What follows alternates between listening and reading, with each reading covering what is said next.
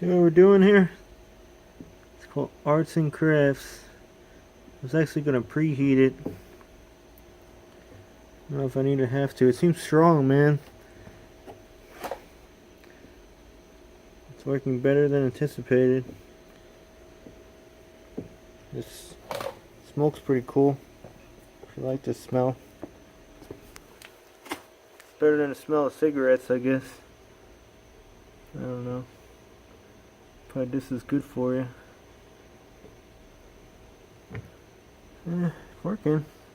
Pretty strong repair, dude. How long it's gonna last? I might back it up with a little epoxy. Yeah, buddy. That's pretty freaking strong, man. Some plastics just do not like to be remelted. This, however, actually it was missing a lid, and I found one in the trash. One pail that I didn't have a lid for, like never did. So, just happened to find one in the street. It's so in the corner of my eye, because I'm a professional trash picker. This was like years ago, and it was ran over.